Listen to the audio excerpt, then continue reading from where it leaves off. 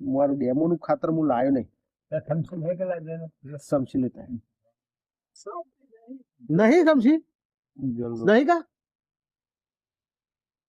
अंदाजे लेने तो लाकડાથી કરી નાખ્યા વાંધો નહીં. આ 2 ચમચી હે કે હા બે ચમચી કરો. દેખી નાખાય માં પેલામાં એક નહીં નાખવાનું. તમે ખાતર વાપરો છો એ એના માટે બતાવું જોજો જા વેનલે યાર દા વેણતા છે યાર આ મિક્સ કરી દીધું.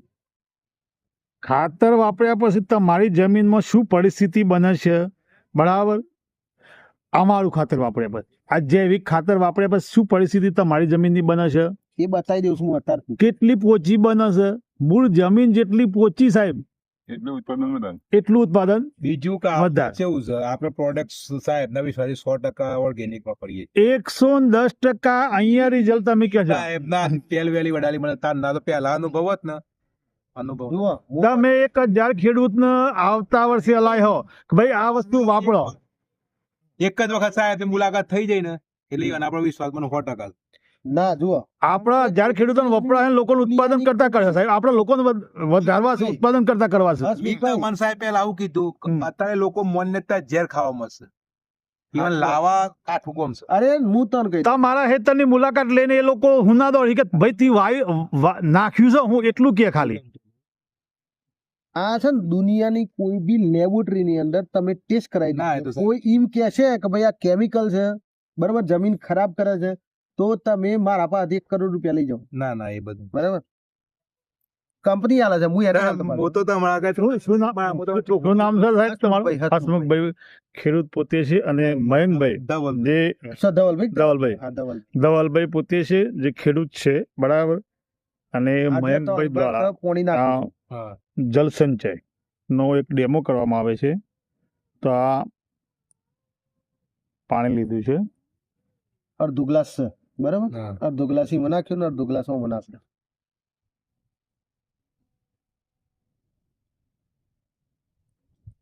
એક લાકડું લાવો ને હવે મજબૂતમાં લાકડું લાવો.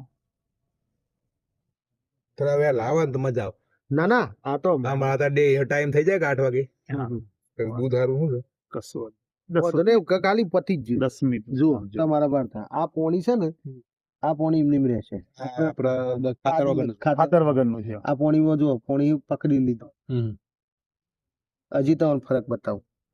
આ તો થોડી માટી છે ને ગ્લાસમાં હજી પોણી જોઈશે લગભગ. ના રેડી છો તમે થોડું વધારે પડી ગયું છે.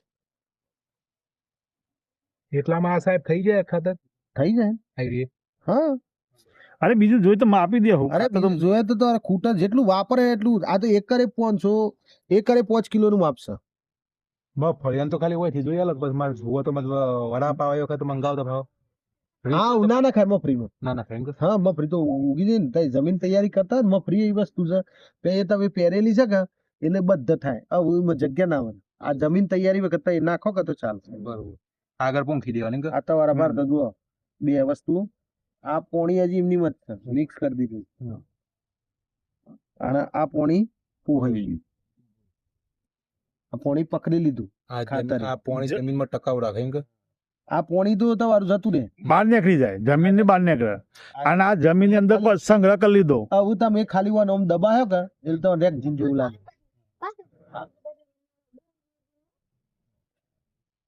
ખાલી દબાવો. કોરા છે દબાયો તો હાથમાં માટી સોઠે નહીં. આ ખાતર વાળું છે આ ખાતર વાળું છે. હમ. આ જુઓ આ તો એવું કરો કે પૂછી લાગશે. લ્યો કાકા જુઓ ખાલી ફોરા છે દબાવો રેક જીન જેવું લાગશે. પેલા ભાગ્યાને એ બતાવો. પોણી તો પોણી ને છૂટવી. આ ના છું આ પોણી આ પાણી લે જ આપણું નહીં. ખેતર ની બહાર નીકળી જાય સાહેબ. આ પોણી લે જ નહીં. હા. કારણ આ ખાતર નાખ્યા પછી તમારી 2 પિયત ઓછી થાય.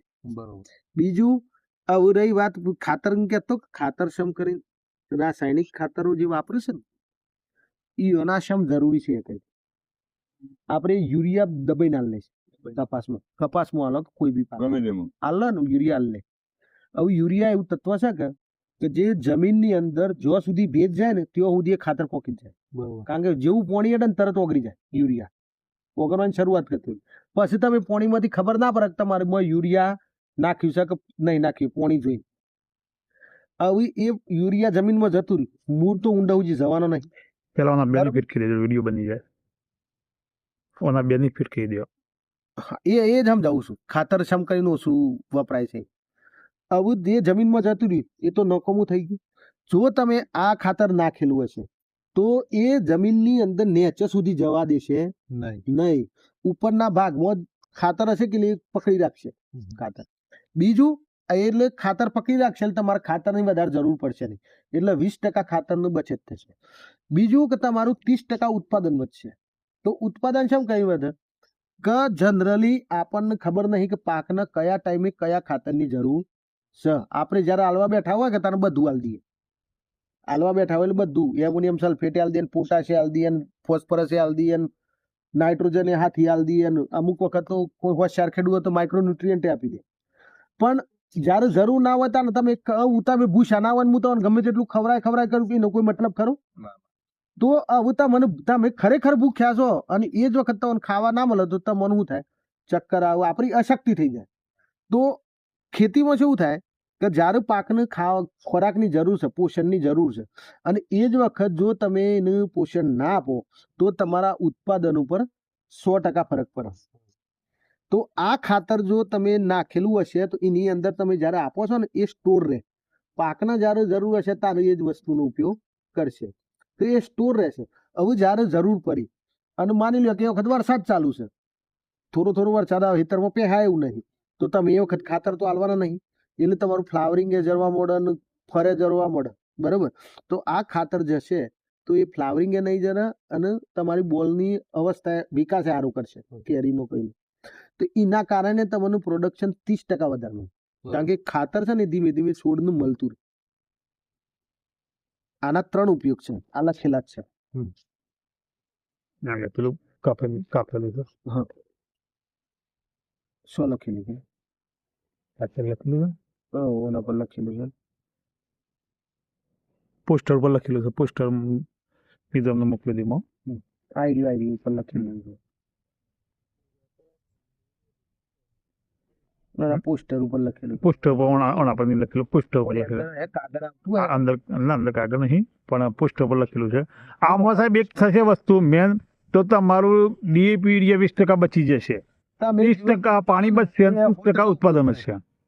હું તો 3 વર્ષથી ખાતર ઠેરી નહીં નાખી રહ્યો.